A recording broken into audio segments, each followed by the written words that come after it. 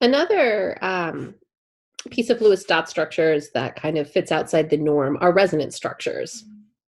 Resonance structures are two or more Lewis dot structures that actually have the same arrangement of atoms.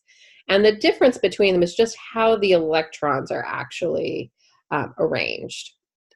Here's an example to kind of help this discussion. These are resonance structures of ozone, which is O3. And here you can see that the arrangement of the atoms is the same. So let's color code these actually, and I think that helps. So this is saying that the atoms are connected in a very specific order that doesn't change between our resonance structures. And we know that they don't change between resonance structures because we can do something called isotopically labeling, which means we can synthesize ozone such that one of these atoms is a different isotope than the other two oxygen atoms, and so heavier. And so we can track it compared to the other two. And we know that they're equivalent and that the position of the atom doesn't change. But the arrangement of the electrons is different. And where I'm looking to see that arrangement of electrons is in the multiple bonds and in the lone pairs. And effectively what we see here is that this double bond switches location, and it's over on the right-hand side in this new version on the right. And that one of these lone pairs switches to the other side of the molecule and now is located on our blue oxygen. And really what this looks like is that you took one of these molecules and you just rotated it 180 degrees. And so it looks the same. And that's what we mean. They should look very, very, very similar. The trick is if we rotated this 180 degrees, if we did that, we would have something different. We would have, here we go, let me draw it out real quick. We would have our orange oxygen on the left now rather than on the right. And that's the real key difference, is this is not a rotation. Instead, it's actually a shifting of the electrons. But neither of these Lewis dot structures, which we would call resonance structures of one another, are really the true structure of ozone.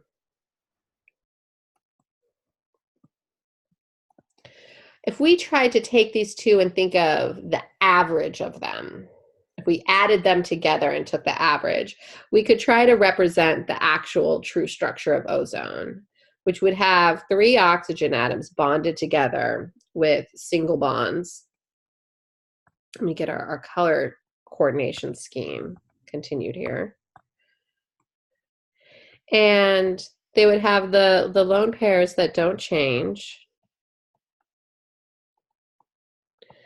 But instead of one bond being double and the other being single, they'd really be about 1.5 bonds each. And that lone pair that was on either the orange or the blue oxygen, it would basically be delocalized over this entire structure. And so we really get an average between the two. And when we use spectroscopic techniques and super fun, fancy lab equipment to really look at this bond, we see that it matches really well in ozone with 1.5 bonds rather than 1 or 2. So this hybrid structure is closer to the reality of how ozone bonds. And we can call this a resonance hybrid structure.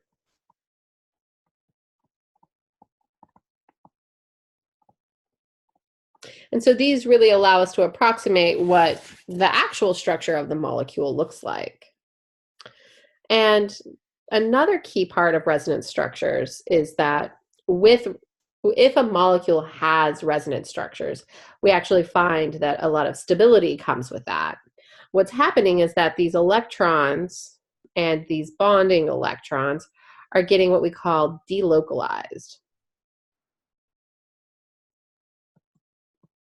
over the entire structure. It's kind of like saying they got smeared out all over the entire structure, spread out, rather than being pinpointed and focused in one specific spot. And that delocalization, or that spreading of the negative charge, has a stabilizing effect, and it makes the molecule more likely to form.